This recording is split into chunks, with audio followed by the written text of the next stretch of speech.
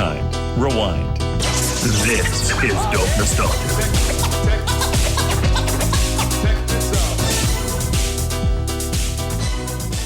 Hello, my loves. Welcome back to Dope Nostalgia. This is episode 273, and I'm your host, Naomi. Back not too long ago, episode 257 it was, with our friends over there from the 80s and 90s Uncensored podcast. We did a great story, a great episode on Arsenio Hall show. And when you look back to the Arsenio Hall show, every great late night talk show has a band. Michael Wolff was the leader of the Posse, which was Arsenio's band for 5 years in the entire run of the show. And the band leader and musical director of the Arsenio Hall show, Michael Wolff, is here with us today. He's a very accomplished jazz musician and has released so much music. We have a lot to cover and a lot to talk about. So here's a little bit of background information on Michael Wolff.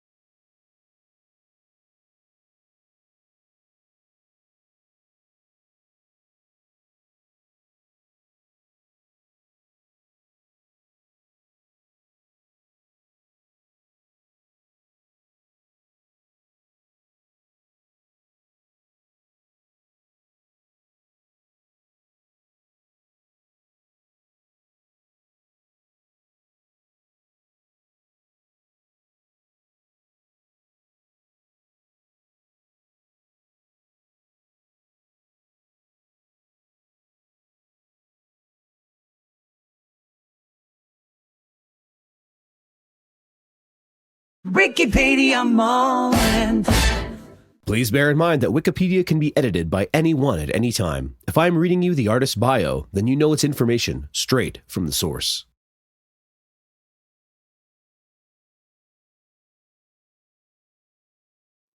Michael Wolff is a renowned jazz pianist, composer, and band leader known for his virtuoso performances and innovative style.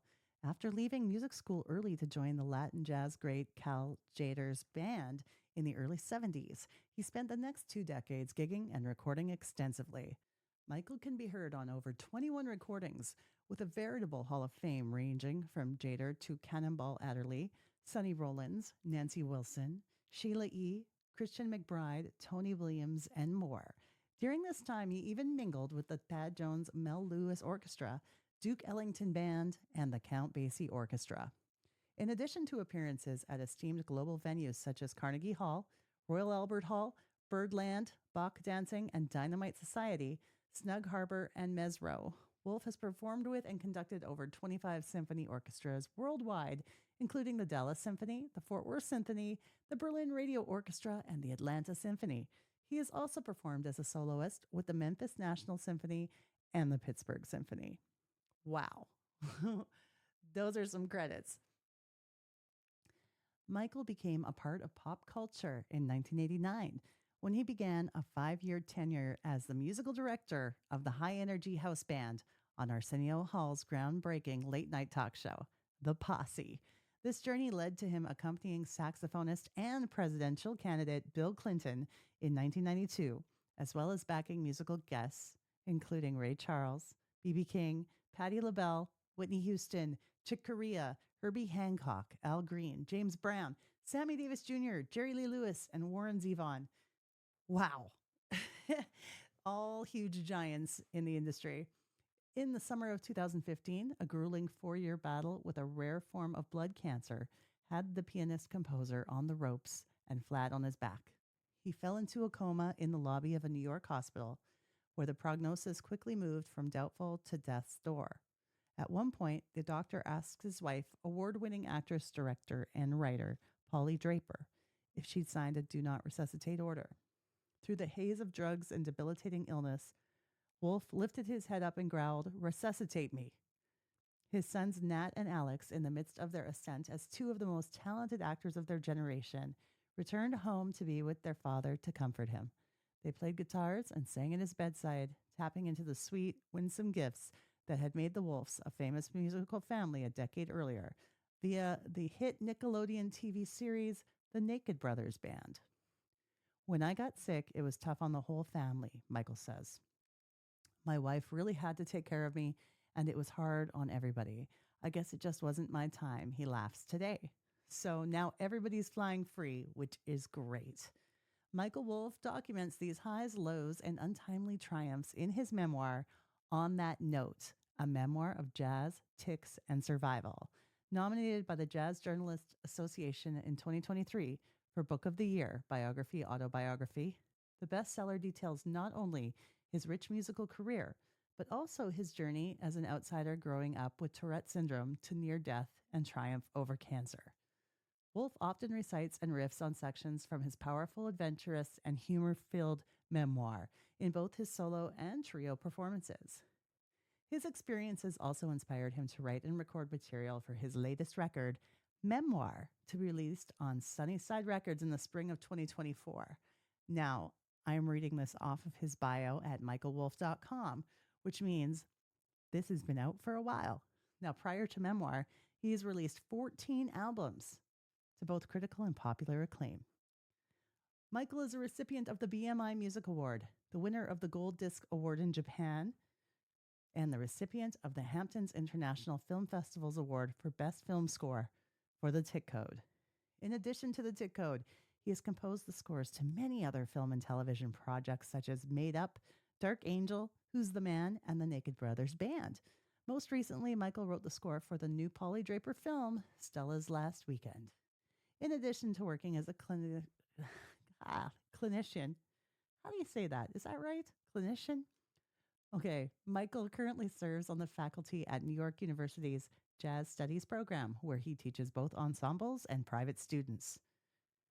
He is sponsored by Yamaha, Bosendorf. There's just so much to talk about. And it's so great that he came on Dope Nostalgia. You guys, get ready for this. Welcome, Michael Wolff, to the show.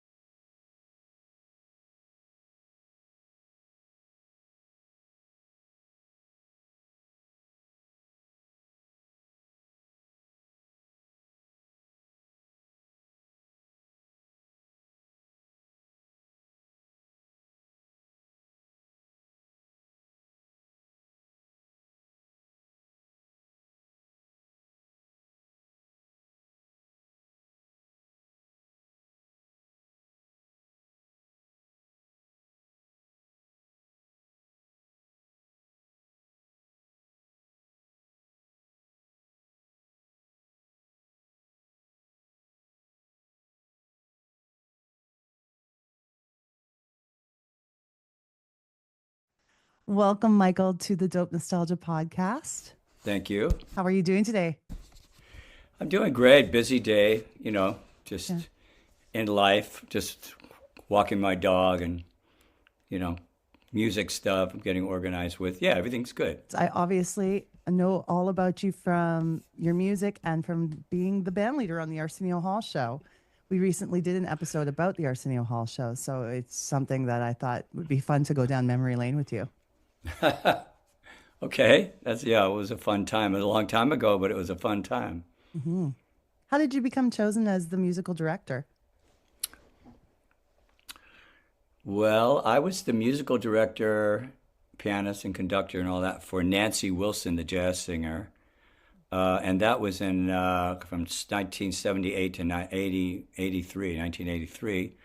And around maybe 79 or so, 1980, we were playing in Chicago. And the comedian that usually opened for us got sick, so they went to a club and got Arsenio Hall, who was totally unknown, to open for Nancy Wilson. And he was great. And she got her manager, John Levy, to fly out, and they brought him back to L.A., and he started being our opening act. So he and I hung out together a lot. I had done stand-up for about 5 years. So we had a lot of fun together. Nice. On the road.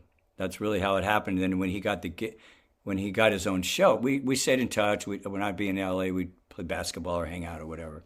Mm-hmm. And I was talking to him. He goes, yeah, I'm going to, he had done the Late Show. He said, I'm going to do my own show. And he was thinking of doing an all-woman band. I said, that is a great idea, and I'll see if I can help you out. So I made some calls, and they called me back. I've changed my mind. He said, I want you to come out here and do it. And I went, well, man, I'm in New York. I don't know if I want to come to L.A. And he said, well, unless you're going to be a male model or a theater actor, why not, what do you have to be in New York for? So I went out and had a meeting and got the gig. So it just kind of happened. Nothing I ever dreamed of doing, being a talk show band leader. But it turned out to be, it just changed my life totally. Yeah, and it was such a different talk show than what was going on at the time. So to be a part of that. Different. Well, I don't think you're old enough to have seen it. Oh, I watched it. Oh, you did? I wasn't supposed to be up that late. You must have been 8 years old or something. Yeah. I think I was like 10 or 11. Yeah. Yeah, it was really, really fun. And Arsenio just, from the beginning, wanted to do it a certain way, and he did, So it was cool. It's really cool. Did you have a hand in putting the members of the Posse together then? Yeah, some of them. We actually auditioned everybody, and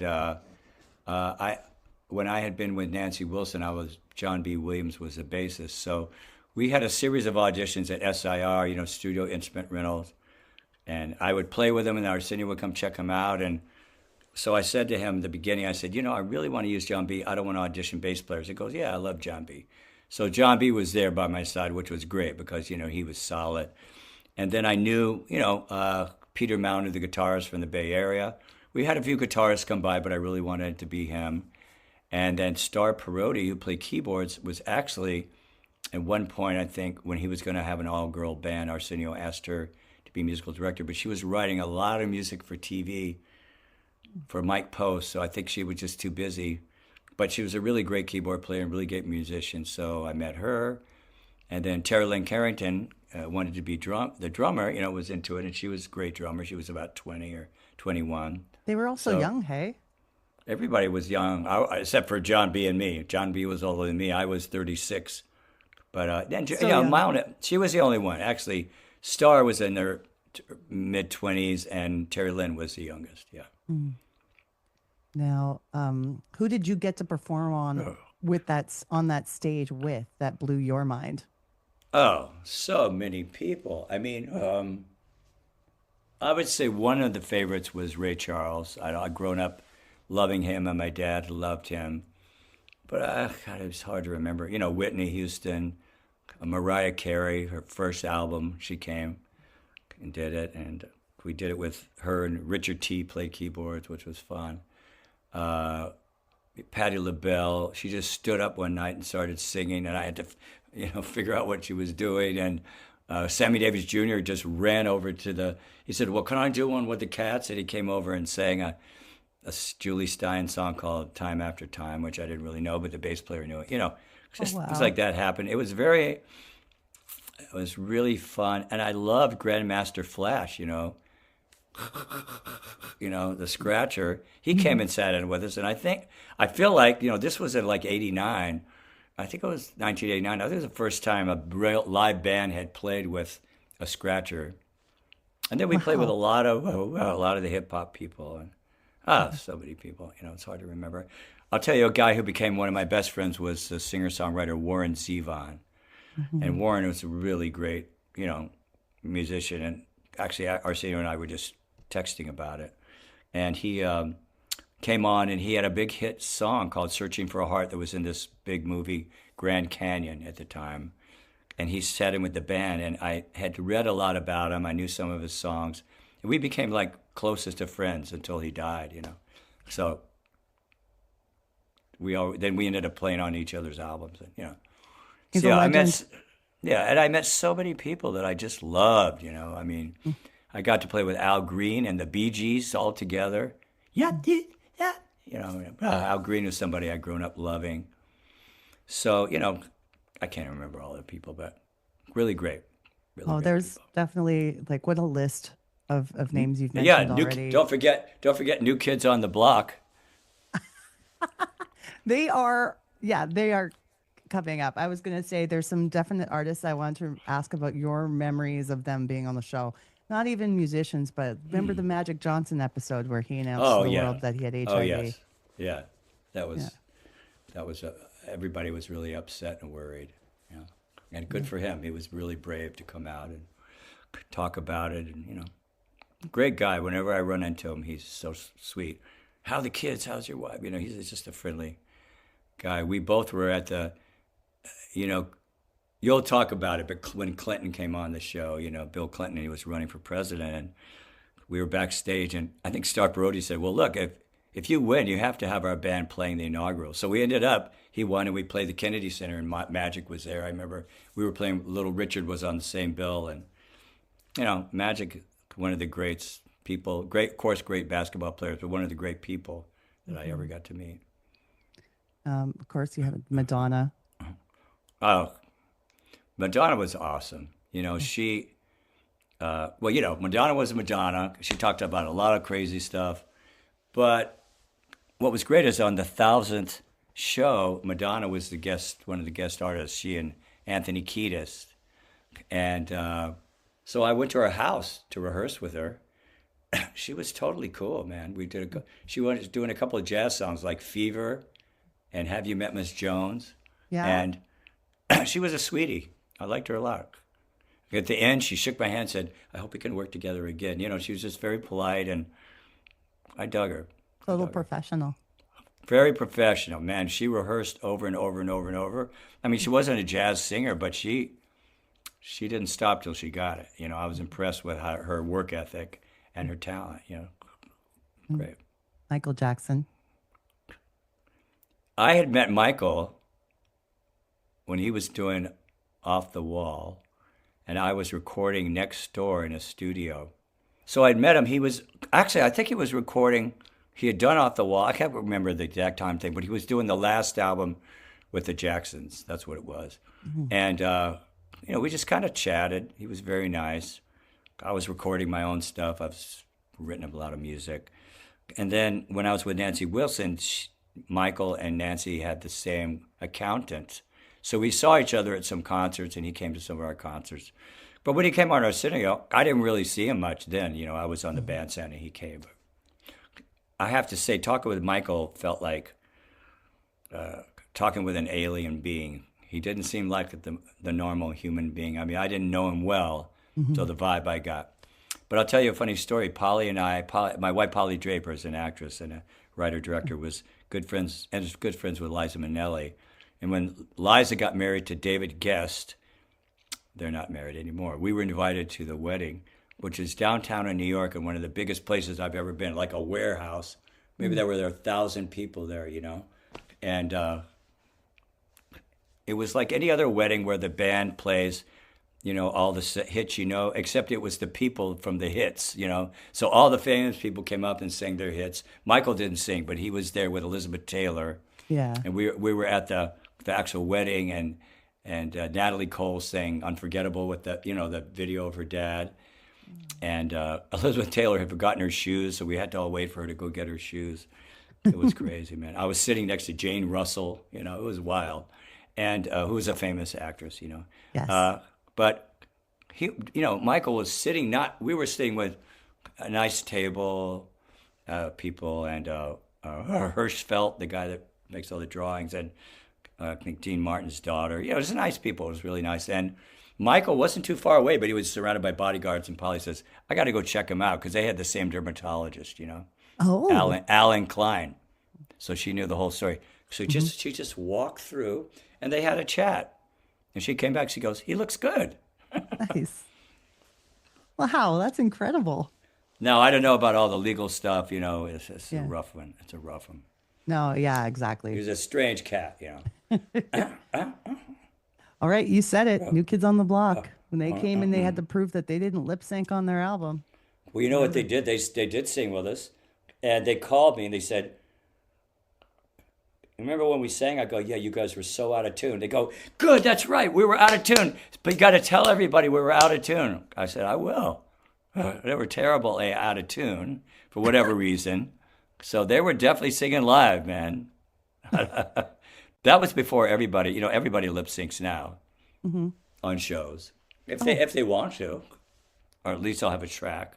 Yeah, it's true. But, in those days, Milli Vanilli, And Top of the Pops, you had to lip sync on that show. I'm sure, yeah. A lot of Yeah. those shows.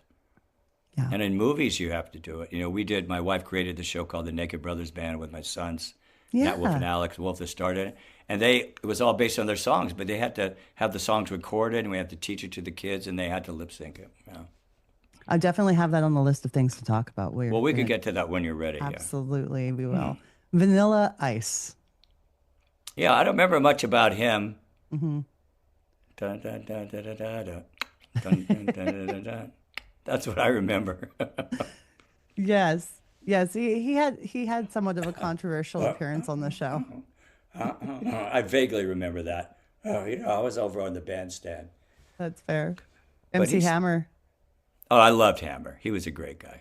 I used to do the Hammer Time dance with my long, big, baggy pants. He was a cool guy. Nice. Had lots of talks with him, and he was from Oakland. I was from Berkeley. Oh, wow. Yeah. Good And guy. we mentioned Mariah Carey and her very first television appearance ever was on the Arsenio Hall show. She was cute. She was like 18 or so. I don't know what. She was just a cute young woman. I remember talking to her. I said, "Congratulations, you got such much stuff going so young." She goes, "Oh no, it took me a year to get a record deal." I went, "Okay, that's hard." She was cool. Great, such a great artist. I really liked her. And of course, the infamous Bill Clinton sax performance that some say won him the election. Who knows? But I mean, he was very cool, and I'll tell you, he was a sweet guy. And he was like, "Should I wear my sunglasses?" I go, "Well, yeah. You're playing the sax with our band. You might as well." But all he talked about was he and Hillary were traveling a lot, and he was really worried about his daughter, and that's what he talked about with us backstage. I'm traveling, and she's back there, and we're kind of trying to stay in touch. And he was great. I dug him. We did a Heartbreak Hotel and God Bless the Child. And you could tell he'd been a good enough sax player in high school to meet girls. That's what I thought. It was pretty good. That's pretty sweit. Yeah. Now, did people in the dog pound become distracting ever? Like, because they were so close to you guys? No. No? Just right It was there. a huge audience, but it was just fun. They were just fun. Everybody behaved, they knew it was a TV show. And when we had commercials, the commercials were maybe 2.5 or 3 minutes, we played a show. We played a song and live rather than, I don't know that all the bands do that anymore, but we played all through the commercial. So I think they were entertained. Yeah. Now, being a jazz artist, were you performing music that you found inspiring to do? Like, how did you feel about all the different genres? And Oh, yeah, I loved it. I grew up playing every kind of music. I was from the South originally. My dad was from Indianola, Mississippi, and my mom was from New Orleans. So I grew up with all that kind of music. But I'm really, my dad was really, he grew in Indianola. That's where Albert King, Muddy Waters, and B.B. King grew up. So he was into that blues music and gospel music, you know, that he heard. A lot of African American church music. We were Jewish, so, you know, he wasn't going to church. So on Sunday, he would walk around, and he took me when I would visit. We'd walk around and, you know, listen to the music. But so jazz was my favorite thing, but I played every kind of music in my career, especially when I was younger, in my teens. You know, I would go to New Orleans every summer and spend a lot of time there with my cousins and my aunt, and I ended up getting a lot of gigs. And there was a guy named Willie T, who was a really great producer there. His real name was Turbington, but Willie T. And, you know, I did lots and lots of R&B and rock records for him. I didn't even know who the artist was. We just go with a rhythm section, bass player, drummer, guitar, me on piano or keyboards, and some chords, and we just play. Yeah. And then I played country western and, you know, in the studio. And so, I mean, I was open to a lot of music, you know. So when we Yeah. did the Arsenio, I loved it. I loved it, you know. You know what I would do is, this were different days. This is when they still had albums, you know, in the beginning. So I would get Billboard magazine, and I would just go through the top songs. I mean, I kind of knew Arsenio's taste because we, you know, had been together for years on the road. But I would just had to order all the records in order to hear it. And then I'd hear them, and the ones that I thought would be good for the band that he would dig, that I'd write it out or have somebody sketch it out. In the beginning, I had no help. They'd given me an assistant, but she wasn't a musician, so she just like straightened up my desk. And I'd have to come in every day at 8 a.m. and figure out what we were going to do and write out music for our repertoire, as well as, if we were accompanying somebody, write their music off of records, you know, Yeah. which is tedious for me. Mm-hmm. So anyway, you know, I would get the music off the Billboard charts, and you know, find out what seemed to work. And I did all the styles, you know. Well, I mean, maybe not all the styles. We didn't really play country music too much, but Dwight Yoakam came and sat in with us all night. We played those tunes with him. It's fun, you know. Music's music.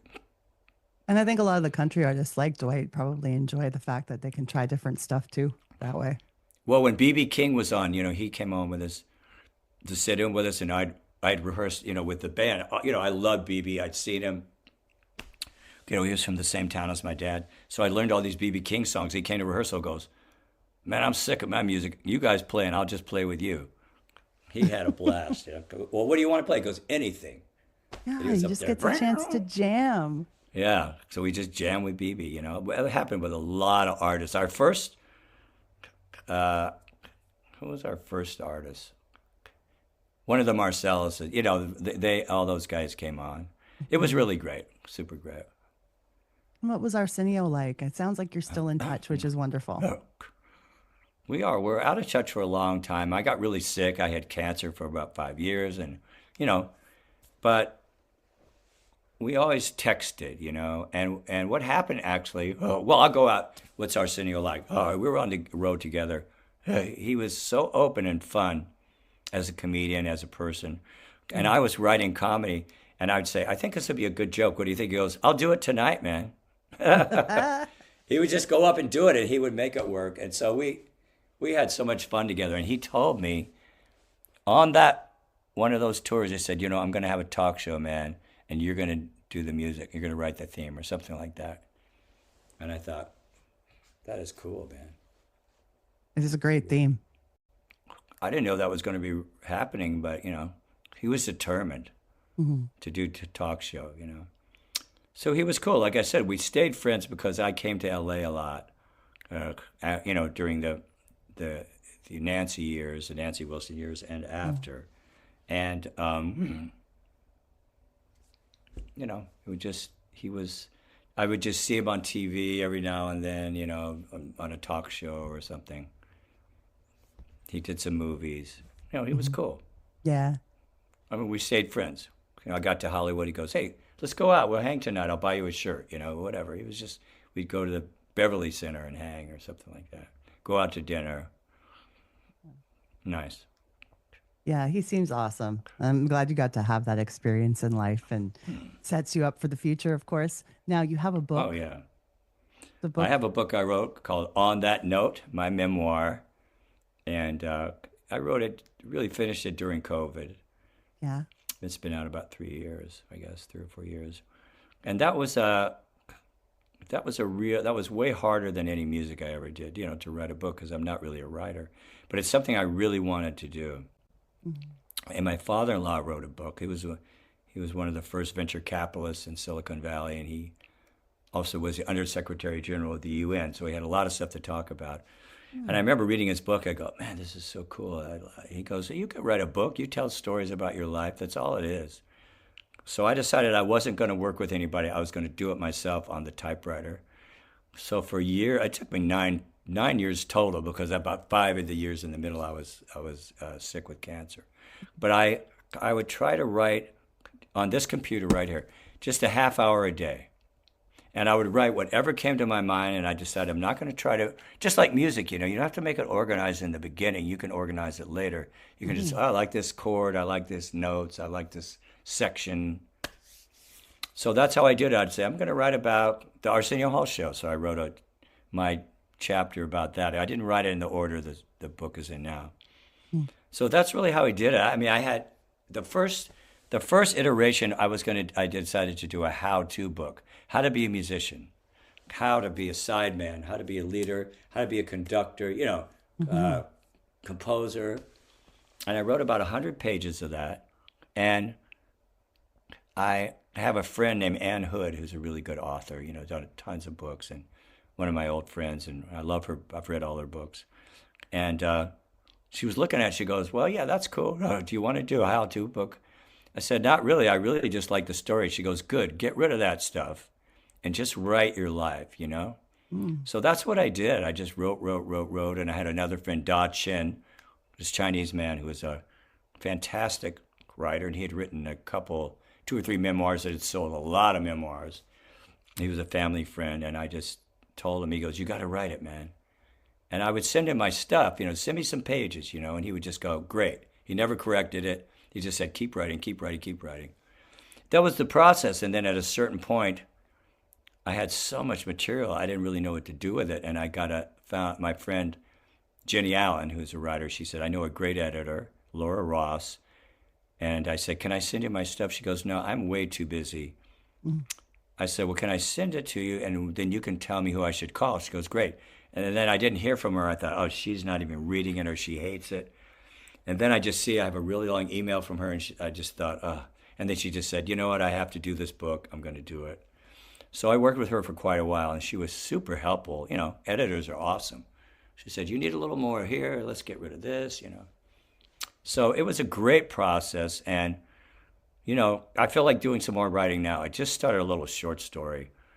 I don't know. I really don't. I've been writing a lot of music. I wrote a suite for jazz, piano, trio, and string quartet, like 21-minute suite. I'm just writing. I'm making albums every year. I have a new album out called Sunny Days. So I was a little worried, and I teach at NYU 2 days a week. So, if I write this book, another book, is that going to get in the way? But I'm going to do it. I'm writing, Follow your heart. And I think that's incredible. So anyway, yeah, I mean, I asked Arsenio for a blurb.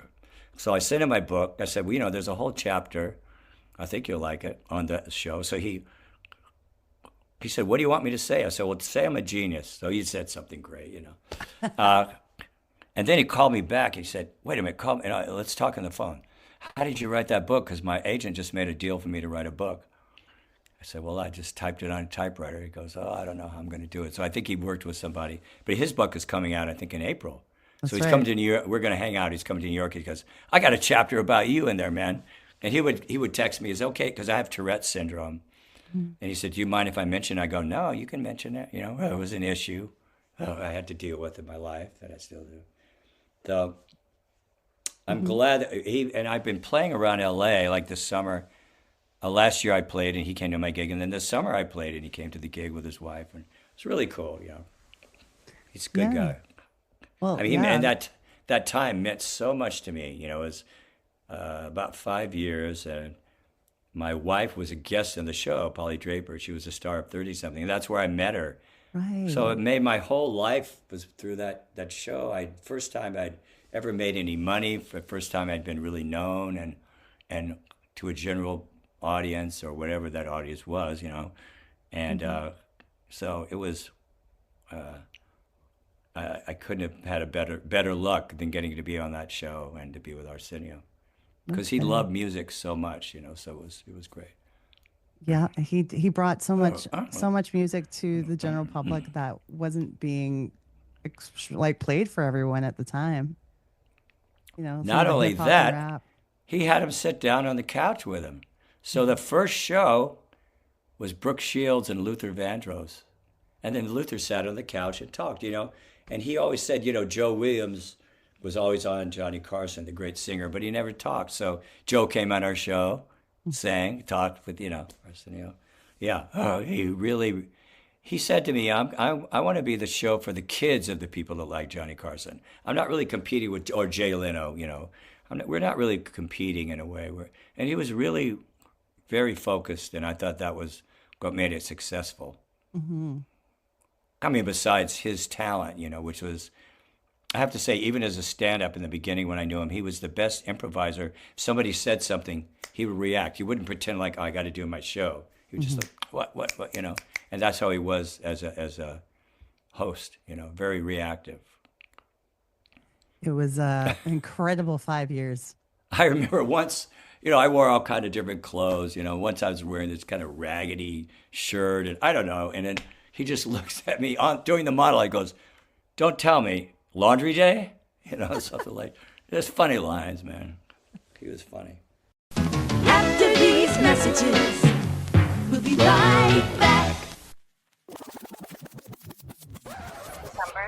Hello, listeners. It has been such an experience doing this show for the last 5+ years, but it gets expensive. If you didn't know, there's a lot of costs that go into making a podcast. That's why we have our Patreon page, patreon.com/dope nostalgia. That's where you can go and subscribe, get all the extra details, bonus videos, and early podcast release for as little as $1 a month. Please subscribe today and help support one of your favorite podcasts. Hi, I'm Brendan from Wheatus, and you're watching the Dope Nostalgia Podcast. On the 80s and 90s Uncensored, listen to card-carrying Gen Xers Milo, that's me, and Jamie. And that's me. On the 80s and 90s Uncensored, we banter, debate, and discuss various topics from those two glorious decades. If you're old enough to remember those years, or if you're a fan of the era that defined American pop culture today, then you'll love the 80s and 90s Uncensored. You're a miserable middle-aged office worker, and your life sucks, and essentially you don't have anything to look forward to. At least one day a week, you have the 80s and 90s Uncensored. New episodes released every Monday. Subscribe where you get your podcast. Able to pick up good yardage on the play. The best part of this defense is their defensive line and their interior Hello? linebacker. Hey, who? What's up? Nothing, B. Just watching the game, having a bud. What's up with you? Nothing. Watching the game, having a bud. True. True. What's up? What's up? Yo, who's that? Yo, pick up the phone. Hello? What's that? What's up? Yo, where's Dookie? Yo, Dookie! Yo. What's that? What's that? Hold on. Hello?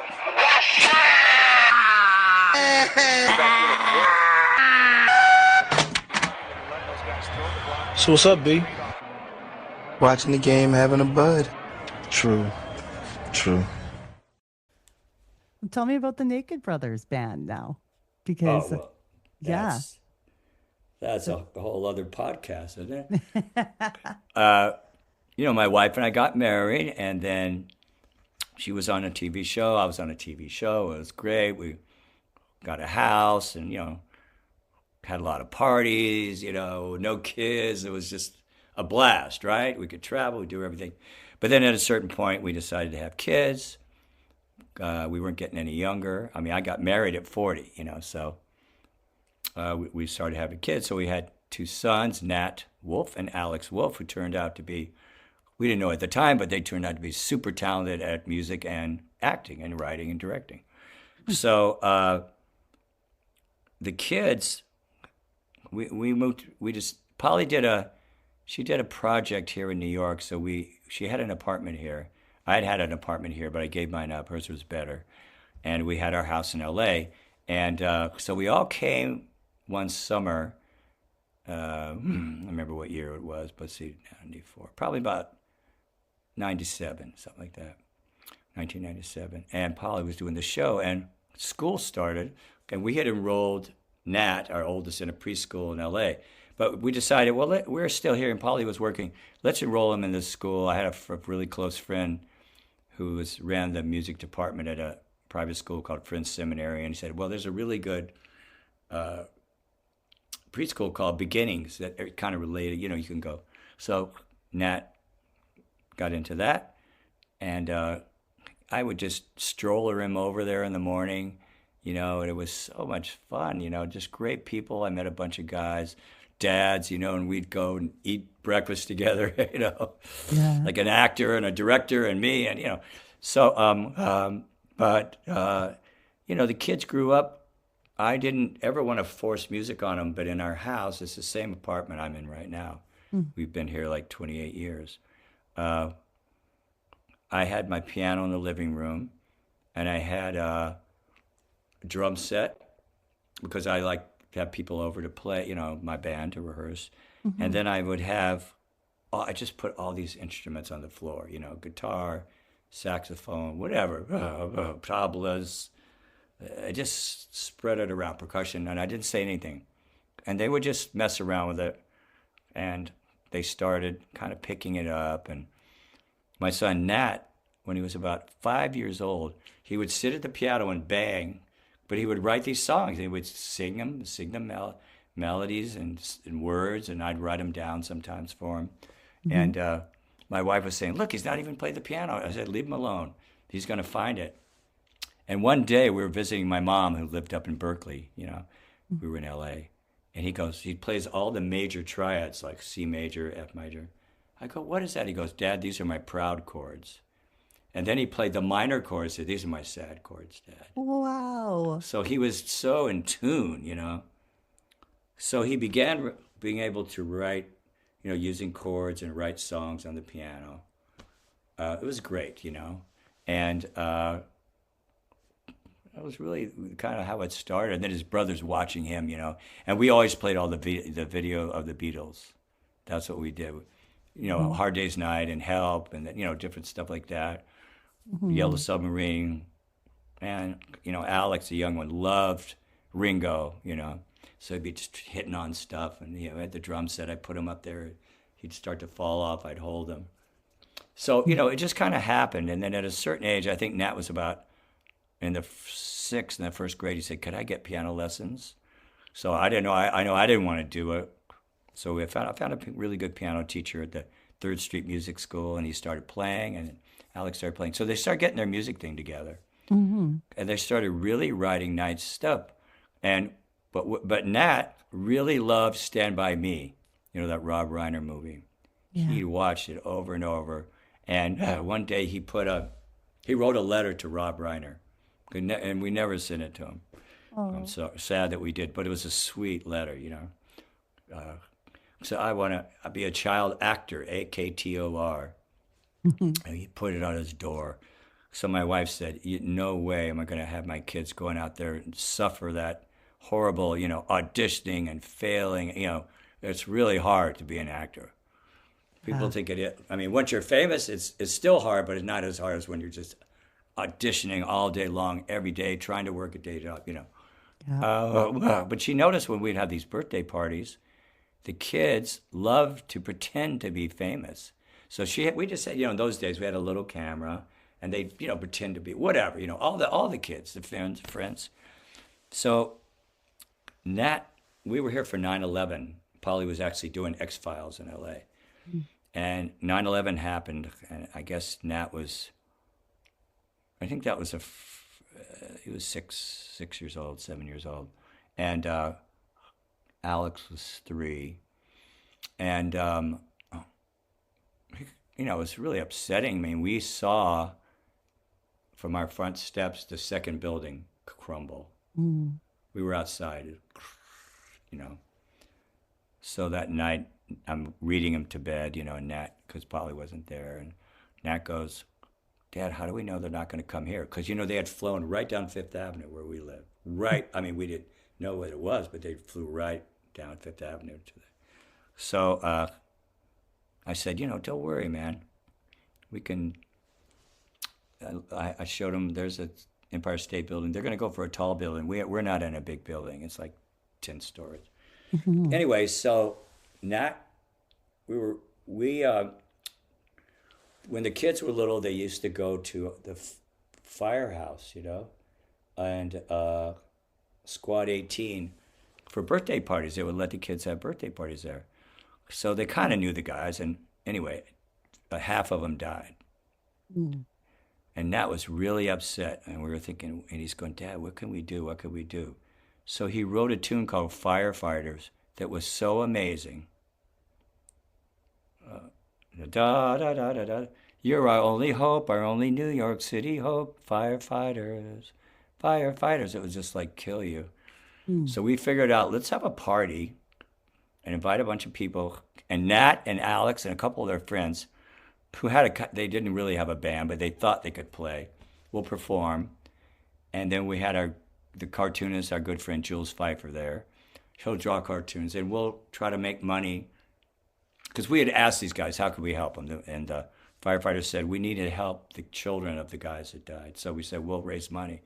And we ended up raising about $44,000 at this event. And that's really how it got started. And then Nat and Alex were getting gigs from that. They played at the gay and lesbian place. They played at a 1-year-old birthday party. I mean, Nat was kind of playing, and they were just banging, and you know. But they got it, and we would to get them to stop. We'd clap, and then they'd finally stop. You know, so I just probably got an idea, you know, as a couple years went on, about a mix of. We really loved the Christopher Guest's mock documentary movies, Best in Show, and all that. She thought, I want to do a show like that, but about a little kid's band that's as famous as the Beatles. So, like Little Rascals meets, you know, one of those kind of things. So, but we really didn't have, her concept was we're going to have to get our famous friends and people we don't know to be in it to kind of prove, you know, like, so that everybody will buy the conceit that these kids are famous. By then, Nat was really writing good songs, you know. So we were having dinner with Julianne Moore. Her kid was in school with our kids, you know, and her husband, Bart.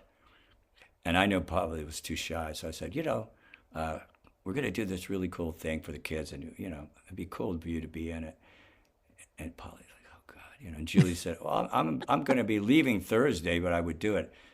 Polly said, really? So we found these producers. It was like a week, and she wrote a little script. It was backstage. I mean, she had no plot. Just wrote a backstage scene to get Julie in it. And that's what started the whole thing. And we had to raise the money, and, you know, it was a whole big deal. We just did it as a family movie, you know, and it ended up being so many great people in the movie. You know, Uma Thurman was in it, Cyndi Lauper, Cindy Williams, who's now Cindy Santana, the drummer. Who did a funny bit where she's playing drums, and she goes, yeah, with Alex, you know, they're playing together. She goes, when I have trouble with drums, I come to Alex for help, you know.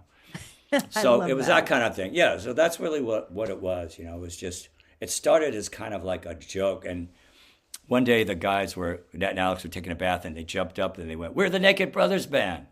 That's how they did it. That's the name? That's where it came from? Yep. Wow, that's awesome. I'm going to find it. I'm going to watch this. Yeah. This sounds exciting. It's so great. It's on Amazon or something. Perfect. It's great. It's really like, you know, an inspiring show. And a lot of people that we met, you know, that written shows, they go, oh, that was an inspiring show, even though it's a kid's show. It was super hip. So each episode, it ended up being based on one of their songs. Polly would write an episode knowing the songs. And if she needed another song, she'd say, Nat, could you write a song that's kind of fast? Or, so all winter, so what happened was we finished the movie. We really didn't know what to do with it. It was very inexpensive. We used, non-union people, just, some of the union famous people like Tony Shalhoub and Uma. But, and we hadn't got an agent. And he said, well, let's go do, let's show it to some kids and people and see what happens. And they really loved it. But we didn't know how to get it going, So we entered it in the Hamptons Film Festival. And I think it won Best Audience Award or something like that. And I won an award for the score. I wrote the underscore. But a guy saw it who had been the president of Nickelodeon. And he had an independent deal. And he said, I want you guys to do it. And we said, well, we don't want our kids to be those kid actor types and miss school. They go, well, how would it work for you? Shoot in the summer in Brooklyn. And that's what we did. So we shot it. We'd start in July. We'd probably go till October. But, they could go to regular school. And all during the year, Nat and Alex would be writing songs and Polly would be writing the show. It was great. Worked out. Yeah, it was really fun. It was a fun family thing. And when we were doing the show, every day the whole family would go to, because I played the father in the show, and I also did the underscore, but they did all the songs. So first we had to record all the songs so they could lip sync to them. And then during the day while we were shooting, if they had any spare time, we had a couple of music teachers to teach them, the other ones who weren't really musicians, how to play. And then they get them real music lessons. So after 3 years, they were all musicians. It was amazing time. We'd leave every morning, 7 a.m. together. And at night, we had a part of our apartment.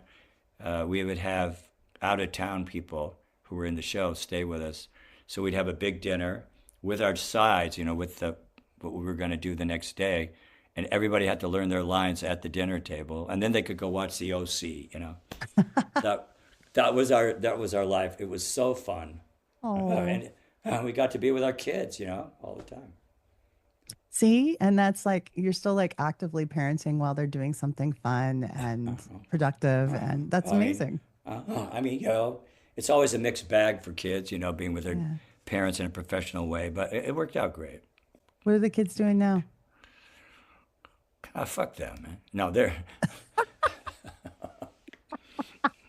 It's a podcast, we can swear. I've been really trying not to because, I have my Tourette's. Not that I'm not like the guy at BAFTA, but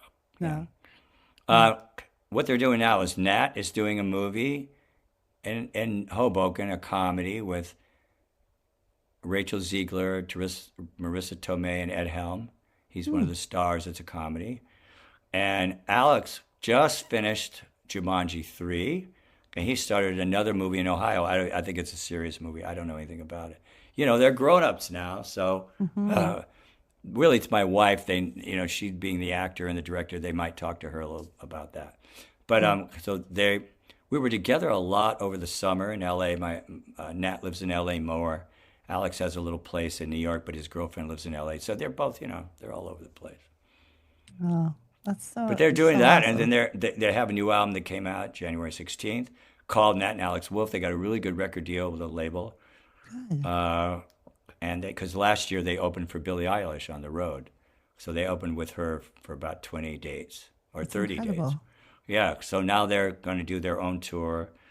Their movies, I think, will just end in the right time. They'll do their own tour in the spring. And then they both have written movies they're going to direct, and they're going to shoot those, I think, in the summer. So they're just super happening, busy. It's great. Really happy for them. That is great. When I look at your discography, it's huge. I know you write continuously, and it's just incredible. What was one of the albums that you put out that you are most proud of that you want to share with our audience? I think I'm usually most proud of my latest album, Sunny Day? Yeah, because I've done about 25 albums, But yeah, Sunny Day and Memoir, the one before that, because I started doing a different process with those two of using loops, like kind of, repetitive electronic percussion loops and writing to that and then mixing it with a jazz trio. I don't know that that's ever been done. If it has, I hadn't heard it. So, yeah. And so I wrote some of the songs are more long form, you know, they just kind of improvised and put them together. Yeah, so I love those albums. I'll have to play a clip from the new album. Yeah, play Sunny Day is a fun tune. There's a million of them. Quarantine Blues, that's a real spooky kind of spooky one. What are you doing? What are you doing these days besides this? Oh, and where do you live? I live in Edmonton, Canada. So up really high up north. And so how did you watch Arsenio? It was on in Canada, right? It was on in syndication in Canada. And I think Naked Brothers was on, but you were not of the age, but I think it was on there. Yeah, I would have been 20 when that came out, probably. Yeah, that was kids watched it. Yeah, but I like to do the podcast. I like to travel a bit and talk to really cool musicians. And yeah, I used to sing in a band for 15, 20 years in a hard rock band. Yeah, back in the day. You're not doing music anymore? And then COVID anymore? happened, and then I don't. Not really. No. Do you miss it, or are you cool with it? I do miss it. I do miss singing. The only part I don't miss is trying to keep a band together. Super hard. Yeah. I should have gone with hired musicians every time. Well, you know, being a leader of my own bands, I have a basic band. This guy, Ben Allison on bass and Alan Mednar drums. Amazing. But I also have really great, close other friends. Mike Clark is a drummer, Victor Jones, you know. So if, you know, I'm not working full-time on the tour. I mean, nobody is really in jazz. It's really hard to be full-time. A few stars are, but mostly you go and you know, I'll do a tour of Europe once a year. I'll do, you know, New York, you know, Midwest, the West Coast once a year. But then I'm teaching. So, you know, I have various people that can, if one guy can't make it, slot him in, you know. Yeah. Because I don't want to be hung up because of my band guy can't make it. Exactly. So exactly. I suggest you do that. Who makes it here first? You get the job. Okay, good. Yeah. Now be good at it. Yeah, you have to be a good leader. It's true. What goals lie ahead for you? What goals? Yeah. Well, I'm working on my next album, which is going to be, I think, an interesting kind of. I'm going to take my compositions and do it for a big band, you know, a big jazz band with trumpets and all that stuff. And nice. So I've got a couple pieces, you know, working with some different arrangers. I mean, I could sit down, I have done it in the past, but I'm trying to work with some interesting people to get their input on my compositions. I'm on this label, Sunnyside Records, which is really great. They've done 4 of my records. So that's it. It's really like working on arranging and composing. And since the summer, I've been working really hard on solo piano. I'd always played solo piano, but not really worked on it, just so I could play a whole concert by myself. So I've been doing that. That's about it, you know, in terms of goals. I just want to stay alive, you know, stay healthy. Yeah. And I spent all summer in LA, and I just loved it. I had such a good time. And I had a regular Sunday gig, which was great. We're near my house. And, you know, it was very relaxing. So I'd like to get back there in the summer and do that again. But usually I go to Europe around that time. So I'm waiting to see, you know. I just like to be able to be, I like to be busy. You know. Well, speaking to you about these things has been really inspiring. Like, good. You're leading the kind of life that, you know, is fulfilling. And I'm just so happy that you're healthy and doing well and the family's doing well. That's excellent. Well, I consider myself the luckiest person in the world because the cancer I had was, you know, I was a death sentence and it was stage 4 and nobody had ever been treated well for it. And I just, luckily, I was treated for another cancer for about 2 years and then I just never got well. And so I got to an amazing doctor named Renow Gounder at Sloan Kettering, Memorial Sloan Kettering in New York. And this was about 11 years ago, and they were just doing some trial stuff called genome blood testing. They test your blood to see what kind of mutations are in your DNA, if they could relate it to a cancer. You know, everybody has a lot of mutations. So he did it, but he thought I had about 2 months to live, you know. Wow. I was so sick, I was in bed. It was really, I used to say it was so bad I wouldn't wish it on Trump. That's what I used to say. But this guy went into the lab and he got one mutation at the end, and he figured it out, and he found a little pill used for another cancer, and it cured me, man. Totally cured me. It's a miracle. So it's incredible. I do a lot of stuff for Sloan Kettering. I'm going to do a lot of publicity for them, and I do some talks. And I used to be chairman of the board of the Tourette Syndrome Association. I did that for a long time, but you know, and I still do stuff for them. But now I'm really doing the stuff for Memorial Sloan Kettering. It always feels good, and I've been able to help some people that I knew, or that musicians or something that couldn't afford it, been able to help them get in to see the right doctors. Because, you know, if you have cancer, anything other just a regular type, and maybe there's really no regular type, I think you want to get to a cancer center. That's what saved my life. Yeah. Because those people are always researching. I mean, you know, plenty of people get great treatment all over the place, but I would not have survived unless I had gone to this one particular doctor. And so there are places that do, you know, the places that do research, I think, are really great. So I just try to help when I can, you know. And thank God that you're here with us, and I know, man. That doctor was there, and he's my best friend now. That's my best friend, man. Incredible. Yeah, it is incredible. I mean, you know, when I was seeing that guy, I said, well, can I do this or do that? He goes, you got to enjoy every minute. So I feel like now I'm on all the really just borrowed lucky minutes. You know what I mean? Mm-hmm.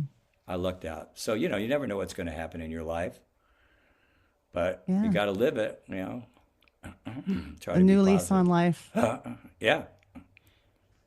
Hopefully it's not just a lease. I bought it, you know. But we'll see. That's right.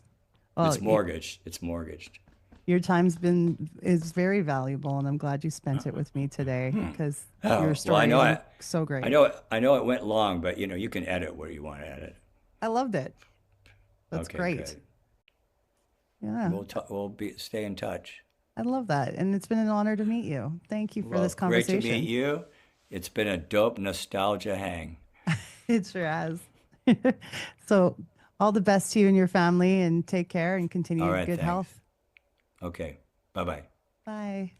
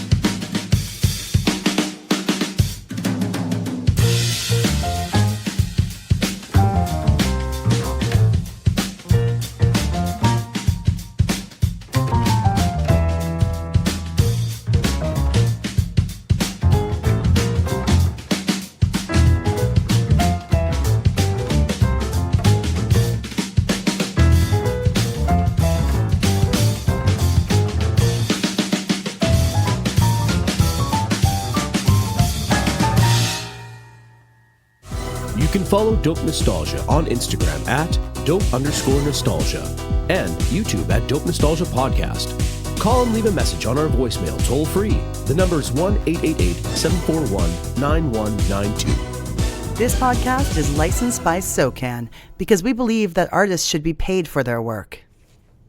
Hey friends, I kind of miss getting those messages on my answering machine like we used to back in the day.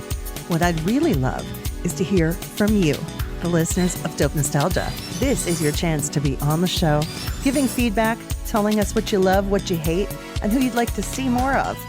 Call us at our new toll-free number, 1-888-741-9192. Leave us some feedback. Your message could be played on the show. So give us a call, 1-888-741-9192. Toll-free.